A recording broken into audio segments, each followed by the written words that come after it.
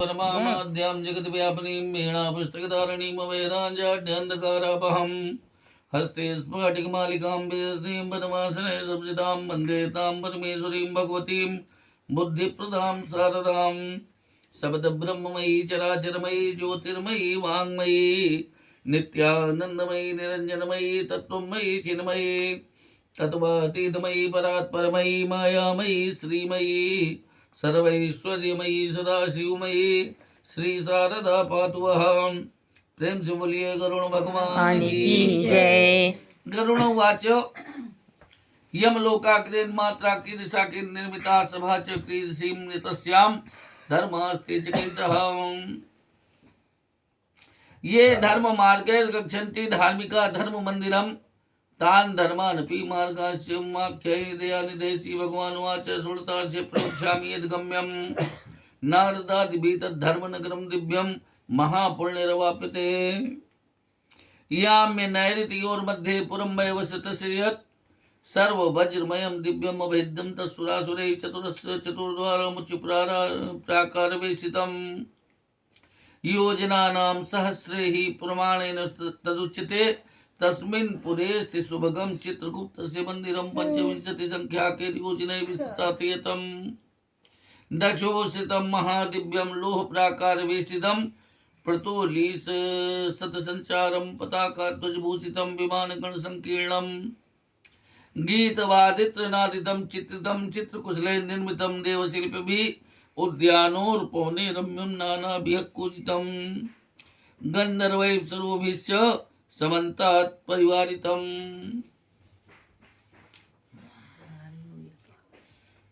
गरुड़ जी कहते हैं कि यमलोक कितना है, कैसा है, किसने बनाया है, सभा कैसी है और उस सभा में धर्म किसके साथ रहता है। पंडित जी कह रहा बिटिया कहाँ रही है। जो धार्मिक जिन धर्म के मंदिरों में धर्म मार्गों से होकर के धर्म के मंदिर को जाते हैं, उन धर्मों और मार्गों को हे दयानिधे मुझसे आप कहिए। श्री भगवान विष्णु जी कहते हैं कि हे गरुण सुनो, मैं कहता हूं कि नारद आदि देवर्षियों के जानने योग्य वह जो दिव्य धर्मराज का नगर है बड़े पुण्य से प्राप्त होता है। याम्य और नैऋत्य के बीच में जो यमराज का नगर है वह संपूर्ण वज्रमय है। सुर तथा असुरों को भेदन करने योग्य नहीं है, अर्थात उसको देवता और असुर कोई भी नहीं तोड़ सकता है। चौखूटा है, उसके 4 दरवाजे हैं, ऊंची 4 दीवारियों से घिरा हुआ है, 4000 कोस में उसका विस्तार है। जहां धर्मराज का नगर है उस नगर में सुंदर चित्रगुप्त का मंदिर है जो 25 योजन का ऊंचा, 25 योजन अर्थात 100 कोस की लंबाई चौड़ाई में कितना बड़ा महल है, 100 कोस में बसा है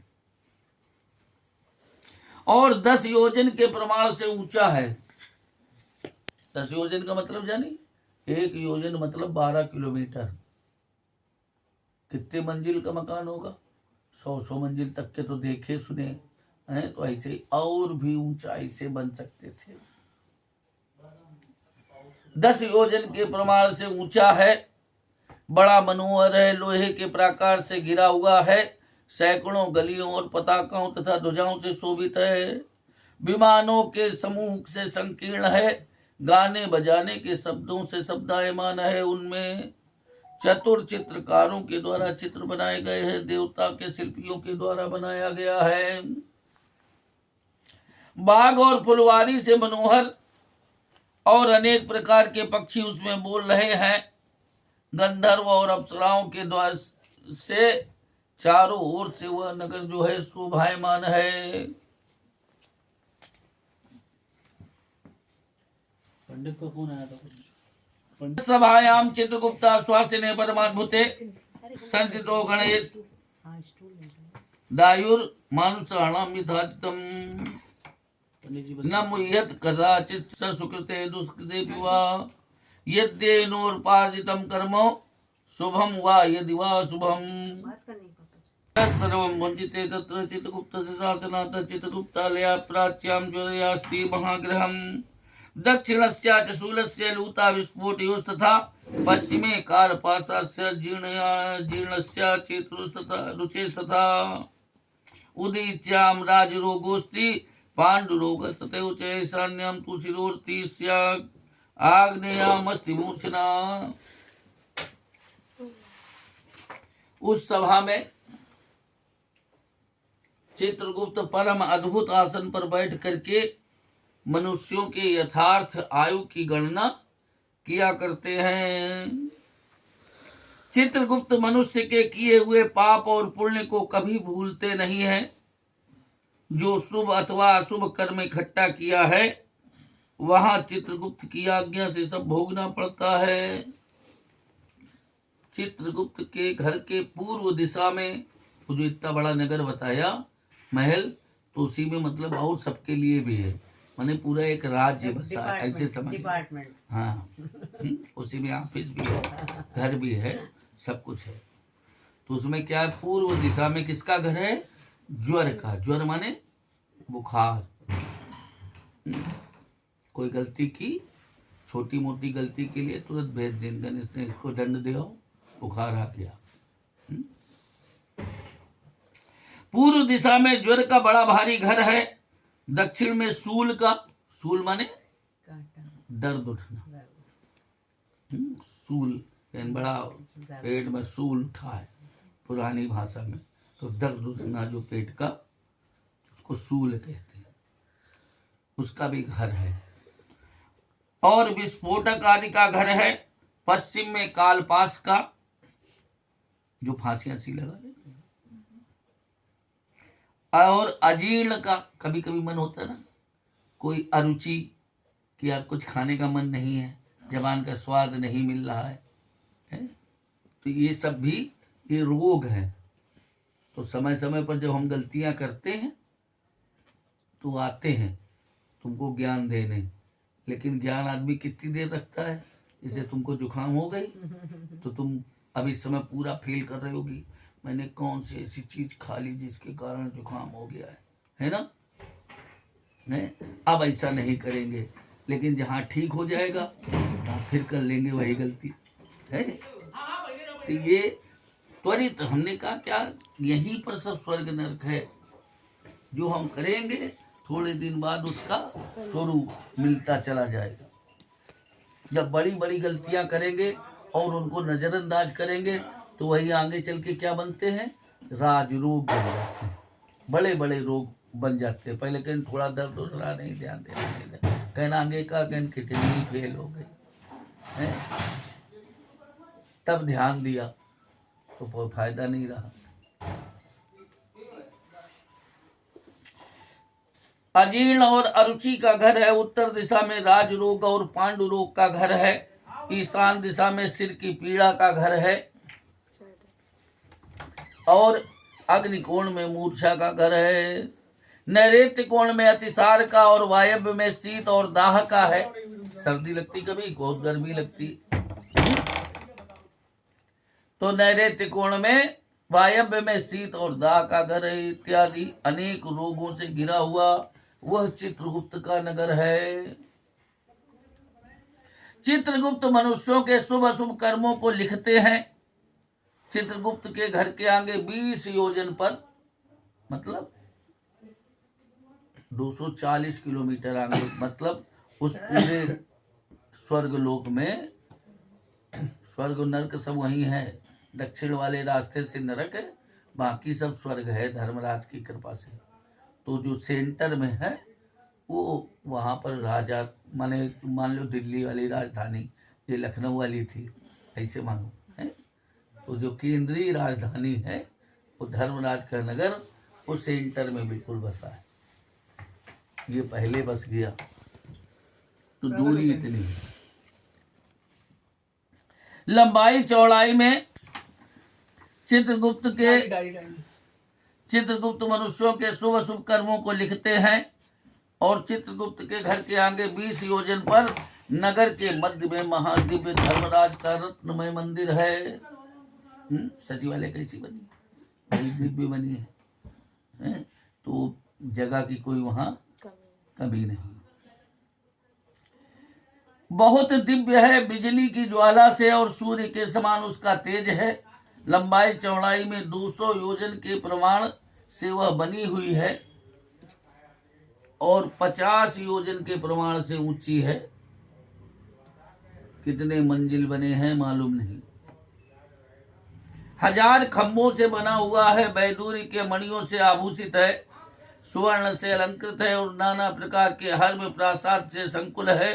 शरद काल के मेघ के समान और सुवर्ण के कलशों से सुंदर मनोहर चित्र विचित्र और स्फटिक की सीढ़ियां बनी हुई है ना। आज भी जिसके पास पैसा है तो कहन क्या है, कहन नहीं अब तो ग्रेनाइट लगेगा और कुछ नहीं लगेगा, है ना।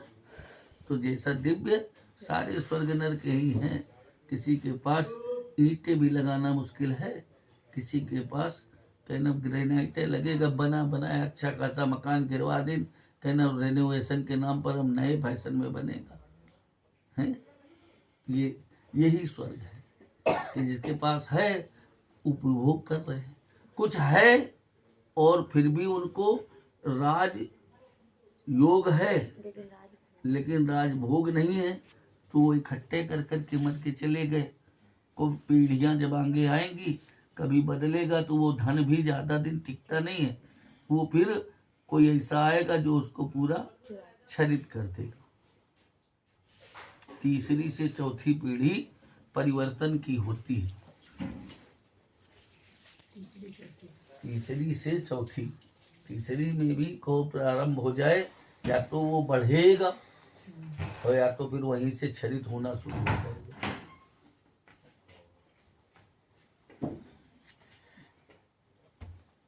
वो आप ऐसे ही देख लो, जेके परिवार है, पहली पीढ़ी पदम पद से चली, गौड़ हरी, तीसरी पीढ़ी भी हो गई, अब चौथी पीढ़ी पर आ गई। लाहौरी मत क्या क्या का है बता दो, तो पंडित अगर नहीं समझ पाएगा तो बता देंगे। झरो पताका और ध्वजाओं से शोभित है, घंटा नगारों के शब्दों से युक्त है, सोने के तोरण से बना हुआ है, नाना प्रकार के आश्चर्य रूप है। सोने के तोरण किवाड़ों से भरे पड़े हैं जिनमें कांटे नहीं, ऐसे नाना प्रकार के वृक्ष लता और गुल्म वहां पर विराजमान है। कहा ना जीव मात्र सब में है, तो वहां प्रत्यक्ष में विराजमान है इत्यादि। तथा और भी आभूषणों से वह नगर जो है सदा शोभायमान है। अपने योग के प्रभाव से विश्वकर्मा के द्वारा बनाया गया है। उसमें 100 योजन की चौड़ी दिव्य सभा है, जिसे अपने नहीं संसद भवन की कितनी सीटें हैं उसी हिसाब से वहां भी सब दिव्य सभा बनी हुई है बीच में। सूर्य के समान जिसका प्रकाश है, चमकीली तथा सर्वत्र काम रूप है, ना तो वहां पर बहुत अधिक गर्मी है, बिल्कुल एयर कंडीशन है। मन को अत्यंत आनंद देने वाली हवा जो है, वायु वहां पर सदैव बहती रहती है, प्रवाहित रहती है, और उसमें ना तो कहीं पर शोक है ना कहीं बुढ़ापा है, वहां पर सब युवा ही है अपने तप और योग के प्रभाव से। वहां पर ना तो कहीं भूख और प्यास है और ना तो कहीं अप्रिय है। ऐसा भी नहीं कि कोई कुछ बोले जो उसको उसके वचन लग जाए, तो अप्रिय भाषा का भी वहां प्रयोग नहीं। जैसे कहते हैं संसदीय भाषा का प्रयोग करो, उल्टा सीधा नहीं बोल सकते हो, बोले भी जाते हैं तो कहीं वो संसदीय कालम से हटा दो, उसको उसमें लिखत पढ़त में नहीं रखेंगे। अगर कोई गलत भी बोल देता तो उसको हटा दो। तो संसदीय भाषा वहां पर विराजमान है।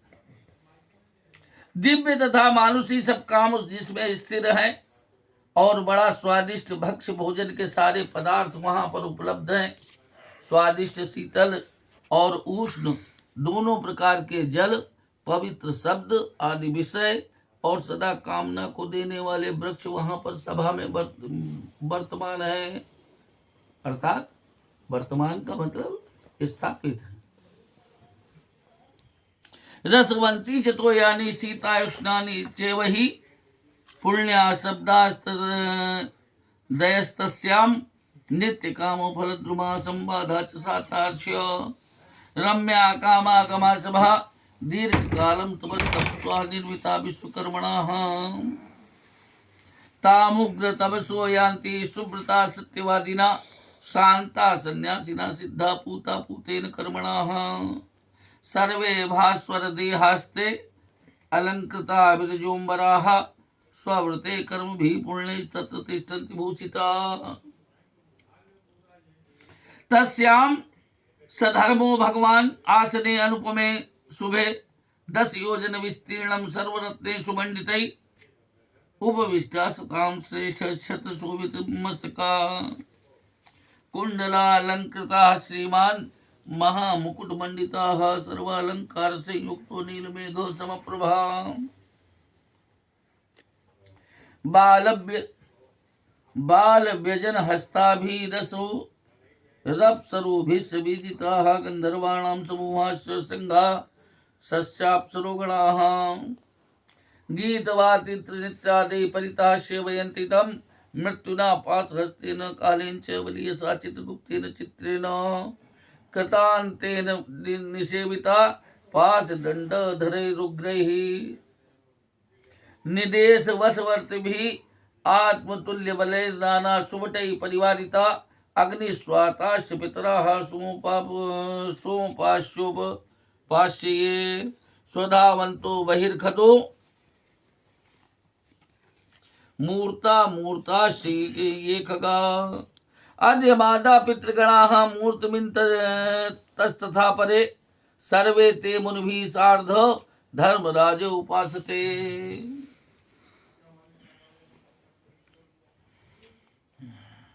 हे गरुण, वो जो सभा है असंबाधा अर्थात वहां पर चलने फिरने में कहीं भीड़ नहीं लगती है, क्यों? उसमें कहीं कोई सांकरी से छोटी नहीं है, बड़ी चौड़ी रास्ताओं से युक्त है।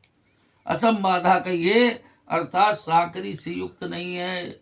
मनोहर है, कामना को देने वाली है, बहुत काल तक तप करके विश्वकर्मा के द्वारा बनाई गई है। उसमें उग्र तप के करने वाले जाते हैं, सुंदर व्रत के करने वाले जाते हैं, सत्य के बोलने वाले जाते हैं, शांत स्वभाव सन्यासी और सिद्ध पवित्र कर्म करके उस सभा में जाते हैं। सब जिनके तेजोमय देह है और अलंकृत है, निर्मल जिनके वस्त्र हैं, ऐसे पुरुष अपने किए हुए पुण्य कर्म के प्रभाव से उसमें जाकर के अलंकृत होते हैं। उस सभा में वह भगवान धर्म जिसकी उपमा नहीं है, ऐसे सुंदर 10 योजन चौड़े रत्नों से मंडित आसन पर विद्यमान है। अब 10 योजन बहुत ज्यादा हो गया, 12 किलोमीटर का 1 योजन होता है। कितना बड़ा आसन होगा। तो अब ऐसे समझो उस समय के मनुष्यों की हाइट कितनी होती थी। जिसको 25-70 हजार हाथी का बल होगा तो उसका शरीर कितना बड़ा होगा, तभी तो 70 हजार हाथियों का बल होगा। सुग्रीव को कितना था? 80 हजार हाथियों का बल। बाली को कितना था? 40 हजार हाथियों का बल।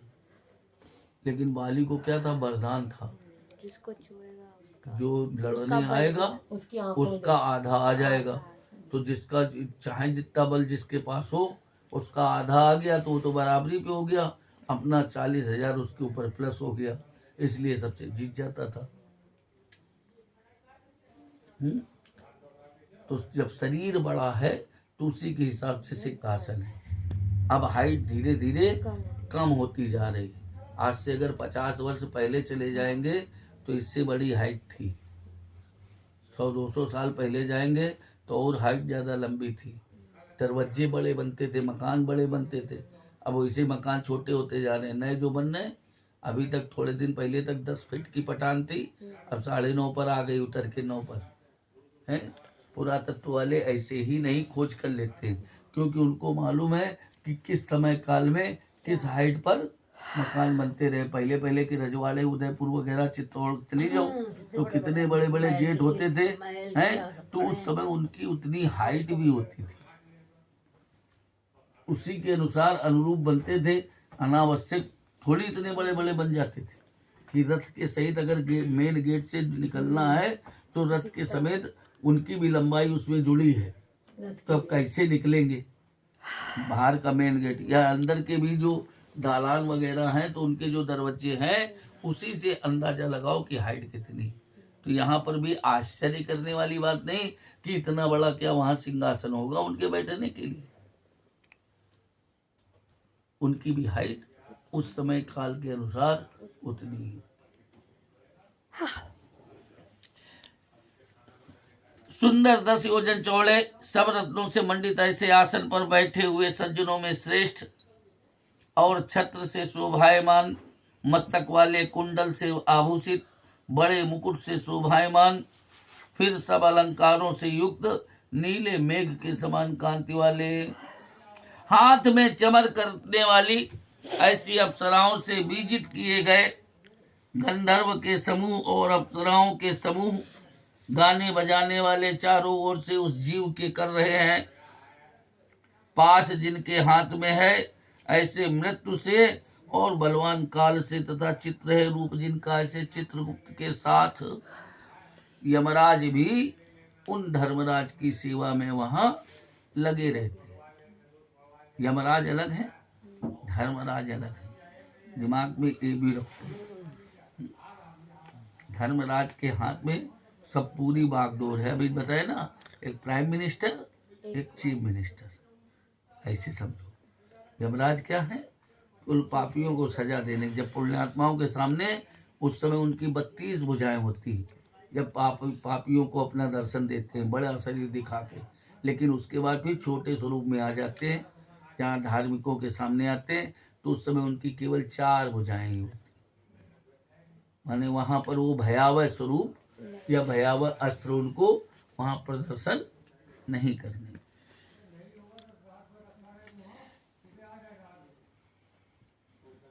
पास जिनके हाथ में ऐसे मृत्यु से और बलवान काल से, तथा चित्र है रूप जिनका ऐसे चित्रगुप्त से, यमराज सेवित है।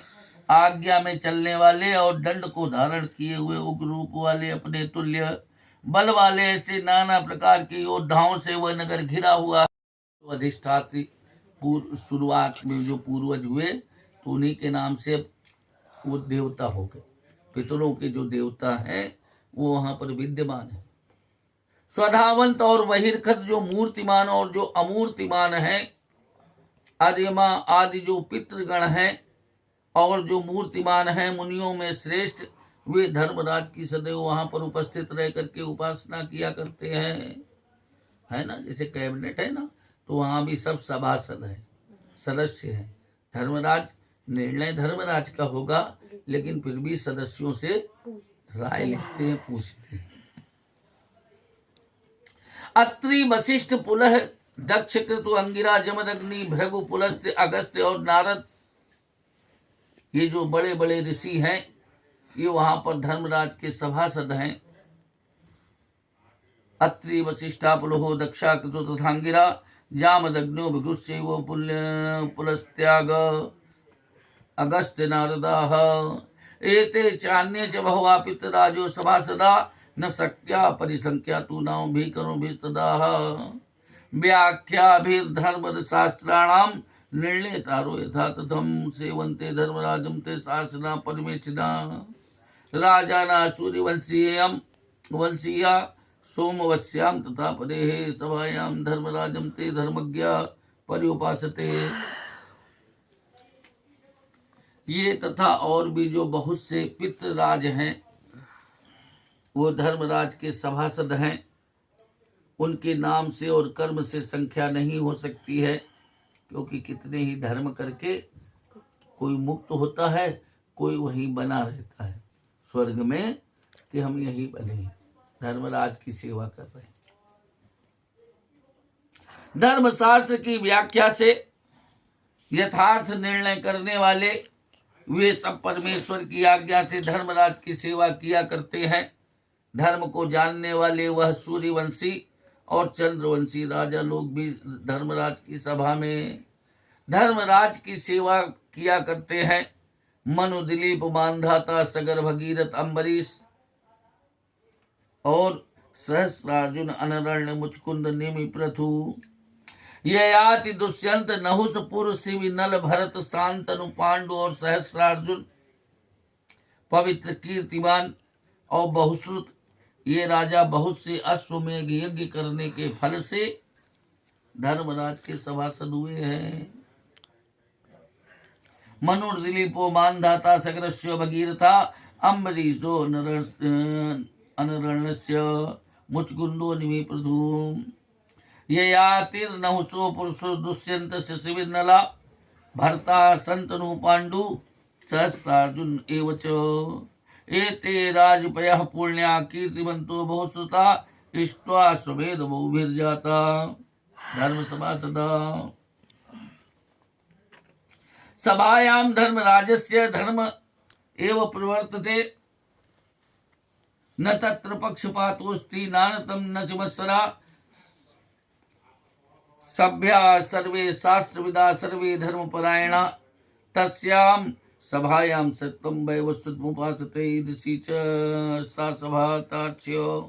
धर्मराज महात्मना नतां पश्यन्ति ये पापा, दक्षिणेन पतागता धर्मराज पुरे गन्तुर्चतुर्भागा भवन्ति च, पापिनां गमनेत् पूर्वं सतुते परिकीर्तिता, पूर्वादिभिस्त्रिभिर्मार्गैः ये गता धर्ममन्दिरे, ते हि सुकृतिनः पुण्ये तस्यां गच्छन्ति तान् शृणु, पूर्वमार्गेषु तत्रैका सर्वभोग समन्विता, पारिजात तरुच्छाया, आच्छादितो रत्नमण्डिता, विमान गण संकीर्णो हंसावली विराजिता,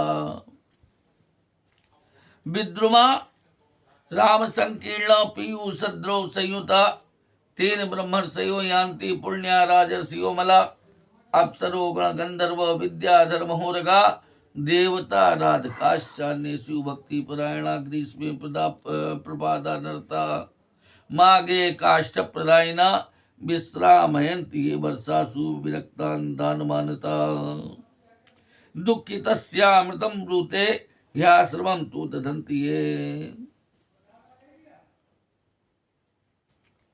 धर्मराज की सभा में सारे काम धर्म पूर्वक होते हैं, वहां पर कोई भी पक्षपात नहीं है, ना तो वहां पर कहीं झूठ है ना मत्सर है।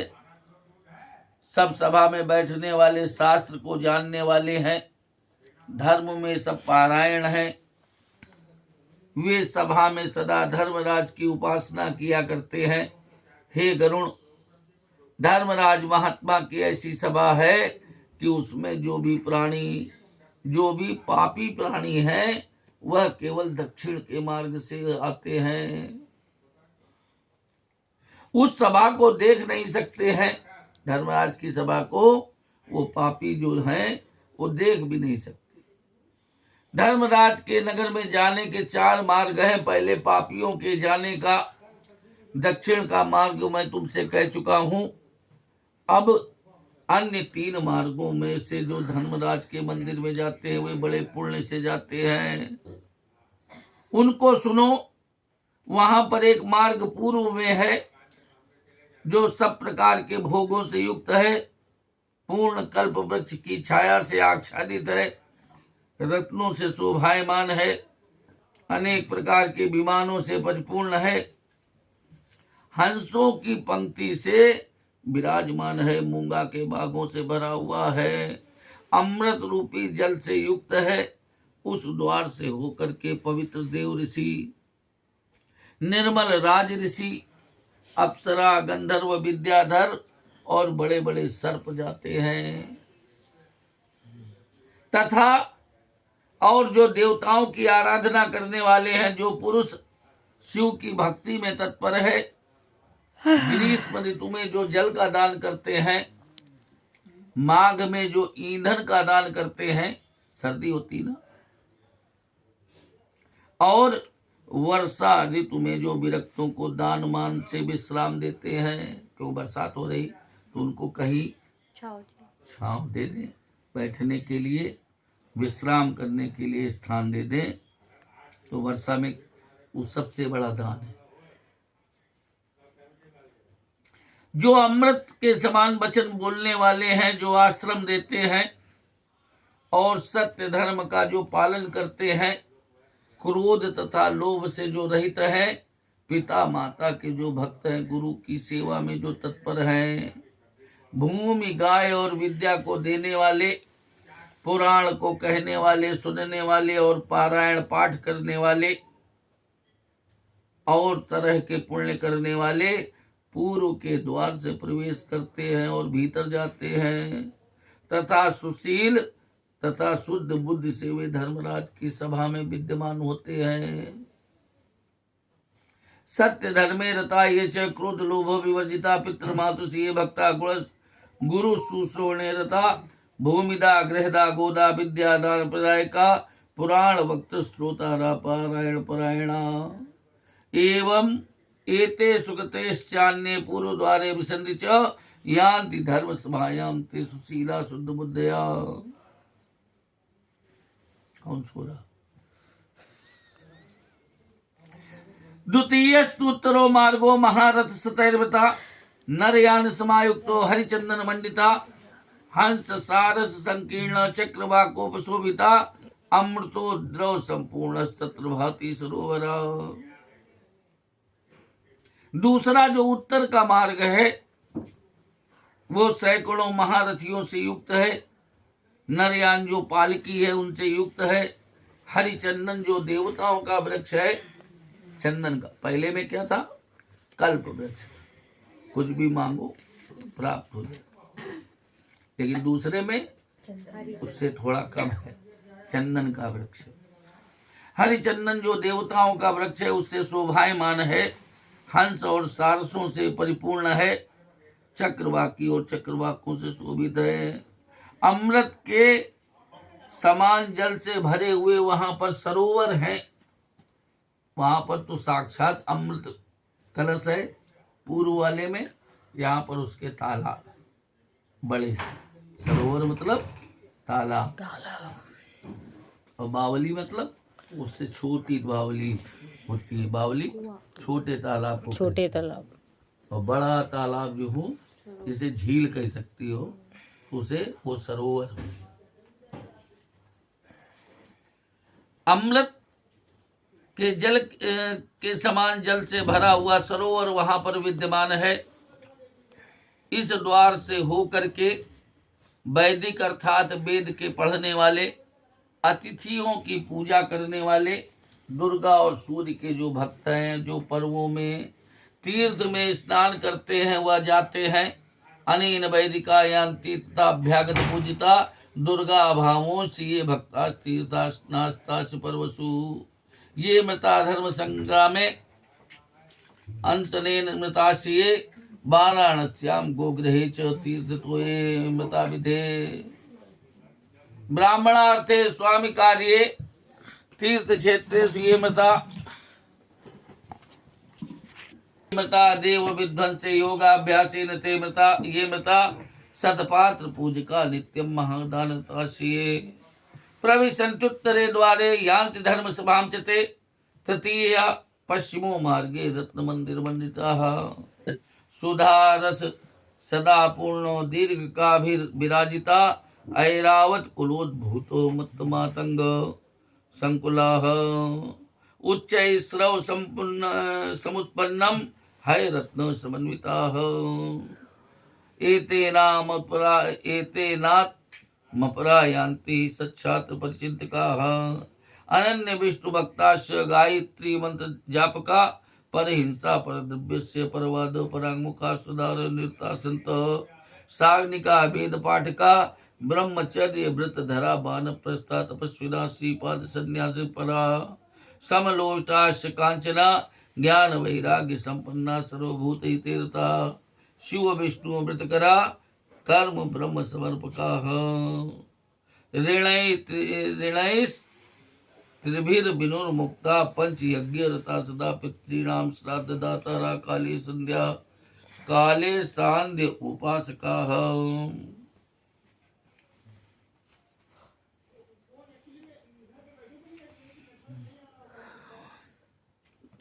जो धर्म युद्ध में मारे गए हैं, जो अनशन लंघन से मरे हैं, जो काशी में मरते हैं, जो गाय के घर में मरते हैं, जो तीर्थ के जल में मरते हैं, ब्राह्मण के लिए जो स्वामी के कार्य में जो मरते हैं, जो क्षेत्र में मरते हैं, और जो देवता के विध्वंस में मरते हैं, योगाभ्यास से जो मरते हैं, जो सदपात्र में पूजने वाले हैं, जो नित्य महादान करने में लगे रहते हैं, ये सब उत्तर के द्वार से प्रवेश करके धर्मराज की सभा में जाते हैं।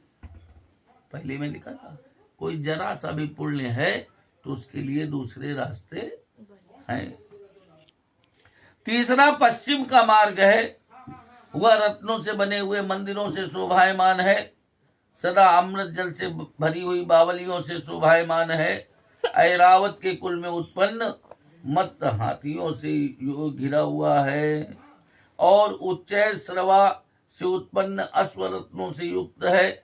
इस द्वार से जो आत्मा में जो परायण है वे, और जो शास्त्र का उत्तम विचार करने वाले हैं, वह जाते हैं। विष्णु के अनन्य भक्त तथा गायत्री मंत्र के जपने वाले उसमें जाते हैं। जो दूसरे की हिंसा, दूसरे का धन लेने में और दूसरे से वाद करने में, खाम में केवल बहस करने में जो परांगमुख है, दूर रहते हैं इन कार्यों से। और जो अपनी स्त्री में भोग करने वाला, अग्निहोत्र के कर्ता, और जो वेद के पढ़ने वाले हैं, ब्रह्मचर्य व्रत के धारण करने वाले, वानप्रस्थ और तपस्वी, श्रीपाद नामक संन्यास में जो तत्पर हैं, जिनको कंकर पत्थर और सोना सब बराबर है, ज्ञान और वैराग्य से जो संपन्न है, सब प्राणियों के हित में जो सदैव लगे रहते हैं, शिव तथा भगवान विष्णु के व्रत को करने वाले, कर्म को ब्रह्म में समर्पण करने वाले, तीन ऋणों से जो मुक्त हैं, छूटे हुए हैं, सदा पंच यज्ञ में तत्पर रहते हैं, और जो पितरों का श्राद्ध और तीनों काल में संध्योपासन को करने वाले हैं। विनुर्मुक्ता सत्संगति परायणा एते सर्वगुण युक्ता विमान वर्षन्तिताः सुधा पान प्रकुर्वन्तो यान्ति ते धर्म मंदिरम विसन्ति पश्चिमद्वारे यान्ति धर्म स्वान्तरे।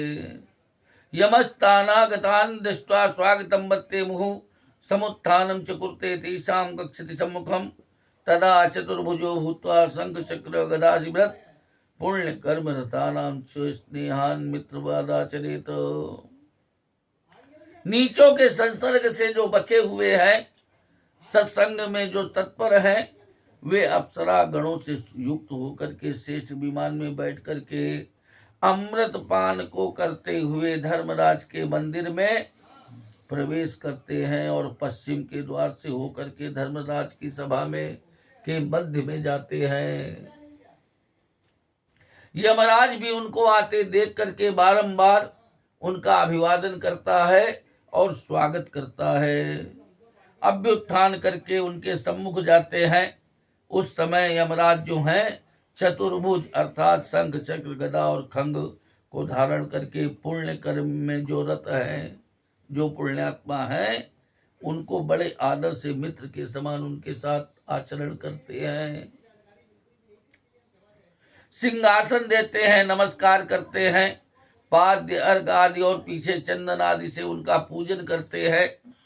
हे सभा के लोगों, इसके बाद सभा के लोगों से कहते हैं कि ये जो ज्ञानी बड़े आदर से ज्ञानी यहाँ पर आए हैं, इनको बड़े आदर के साथ नमस्कार कीजिए।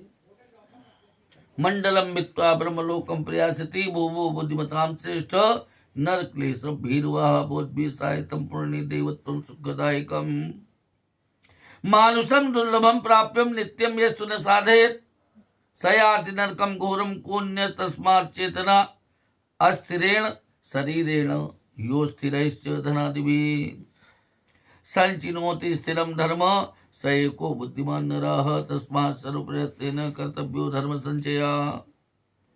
गच्छध्वं पुण्यवस्थानं सर्वभोगो समन्वितम् इति धर्मवचः श्रुत्वा तं प्रणम्य सभां च ताम् अमरै पूज्यमानास्ते स्तूयमाना मुनीश्वरैः।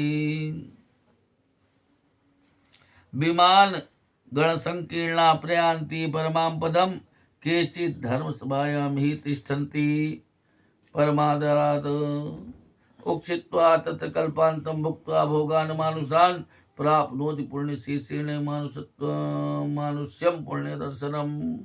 महाधनी च सर्वज्ञा सर्वशास्त्र विशारदा पुनः स्वात्म विचारेण ततो याति परां गतिम् एतत्ते कृतं सर्व त्वया पृष्ठम् यमालयम् इदं शृण्वन्नरो भक्त्या धर्मराजो सभां व्रजेत। हे बुद्धिमानों, ये जो ज्ञानी पुरुष हमारे सभा में आए हैं, ये मेरे मंडल को फोड़ करके ब्रह्मलोक को जाएंगे। हे बुद्धिमानों में श्रेष्ठ, नरक के क्लेशों से डरने वाले, तुमने पुण्य करके सुख को देने वाले देवत्व को प्राप्त किया है। यमराज इस प्रकार उस जीव से कहता है। दुर्लभ मनुष्य शरीर को पाकर के जो नित्य साधन नहीं करते हैं वह घोर नरक में जाते हैं। उससे अन्य जड़ कौन होगा? अस्थिर शरीर से धनादिकों से जो पुरुष स्थिर धर्म को इकट्ठा करता वही एक बुद्धिमान है। इसलिए सब यत्न से धर्म का संग्रह करना चाहिए। सब भोगों से युक्त पुण्यवानों के स्थान को जाइए। इस प्रकार धर्म वचन को सुन करके उनको और उस सभा को प्रणाम करके देवताओं से पूजित और मुनीश्वरों के द्वारा स्तुत किए गया वह प्राणी, वह जो जीव है, विमान के गणों से संकीर्ण होकर के परम पद को चले जाते हैं। कोई कोई वहीं पर रुक करके बड़े आदर के साथ धर्मराज की सभा में ही स्थित हो जाते हैं। नहीं तो वहां के बाद भी मोक्ष है, स्वर्ग के बाद भी मोक्ष, मुक्त हो जाना कि पुनः जन्म ही नहीं लेना। यहाँ कल्पांत तक वास करके दिव्य भोगों को भोग करके जो रुक जाते हैं धर्मराज की सभा में, तो क्या करते हैं? दोबारा उनका फिर जन्म होता है। यहाँ कल्प के अंत तक वास करके दिव्य भोगों को भोग करके पुण्य के शेष से पवित्र दर्शन वाला वह जीव जो है मनुष्य लोक में पुनः प्राप्त होता है। महाधनी, सर्वज्ञ और सब शास्त्रों में चतुर वह जीव जो है फिर अपने आत्मा के विचार से पीछे परम गति को प्राप्त होता है। तुमसे पूछा हुआ यमालय, मैंने तुमसे कहा इसको भक्ति से जो सुनते हैं वे मनुष्य धर्मराज की सभा में जाते हैं। श्री गरुड़ पुराणे सारोद्धारे धर्मराज नगर निरूपणम नाम चतुर्दशोध्याय। बोल श्री गरुड़ भगवान की जय। अच्युतम केशवम राम नारायणम, अच्युतम केशवम राम नारायणम, कृष्ण दामोदरम वासुदेवम हरिम, कृष्ण दामोदरम वासुदेवम हरिम, श्रीधरम माधवम गोपिका वल्लभम, श्रीधरम माधवम गोपिका वल्लभम, जानकी नायकम रामचंद्रम भजे, जानकी नायकम रामचंद्रम, अच्युतम केशवम राम नारायणम, अच्युतम केशवम राम नारायणम, कृष्ण दामोदरम वासुदेवम हरिम, कृष्ण दामोदरम वासुदेवम हरिम, श्रीधरम माधवम गोपिका वल्लभम,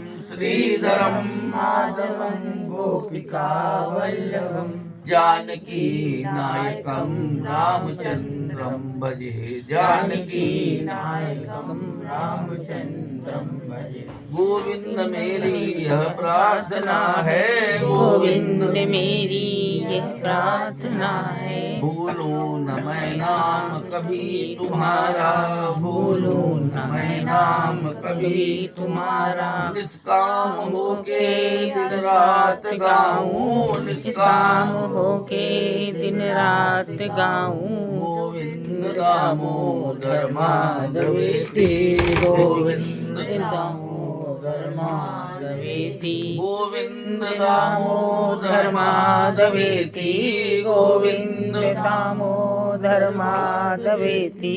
हे कृष्ण हे यादव हे सखेति, हे कृष्ण हे यादव हे सखेति। देहांत काले तुम सामने हो, देहांत काले तुम सामने हो। बंसी बजाते मन को लुभाते, बंसी बजाते मन को लुभाते। गाता यही मैं तननाथ त्यागूं, गाता यही मैं तननाथ त्यागूं। गोविंद दामोदर माधवेति, गोविंद दामोदर माधवेति, गोविंद दामोदर माधवेति, गोविंद दामोदर माधवेति। हे कृष्ण हे यादव हे सखेति, हे कृष्ण हे यादव हे सखेति। सोचो जरा तो मन में विचारो, सोचो जरा तो मन में विचारो।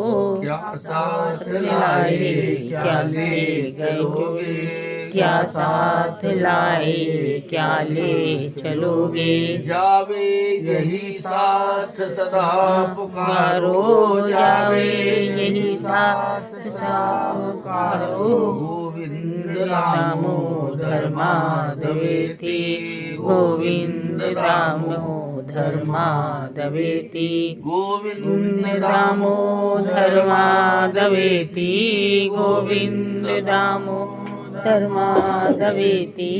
हे कृष्ण हे यादव हे सखेति, हे कृष्ण हे यादव हे सखेति। नाता भला क्या जग से तुम्हारा, नाता भला क्या जग से तुम्हारा। आए यहाँ क्यों क्या कर रहे हो, आए यहाँ क्यों क्या कर रहे हो। सोचो विचारो हरि को पुकारो, सोचो विचारो हरि को पुकारो। गोविंद दामोदर माधवेति, गोविंद दामोदर माधवेति, गोविंद दामोदर माधवेति, गोविंद दामोदर माधवेति। हे कृष्ण हे यादव हे सखेति, हे कृष्ण हे यादव हे सखेति। सच्चे सखा है हरि हमारे, सच्चे सखा है हरि हमारे। माता पिता शील सुबंधु प्यारे, माता पिता शील सुबंधु प्यारे। भूलो न भाई दिन रात गाओ, भूलो न भाई दिन रात गाओ। गोविंद दामोदर माधवेति, गोविंद दामोदर माधवेति, गोविंद दामोदर माधवेति, गोविंद दामोदर माधवेति। हे कृष्ण हे यादव हे सखेति, हे कृष्ण हे यादव हे सखेति। प्रेम से बोलिए श्री कृष्ण भगवान की जय, करुण भगवान की जय।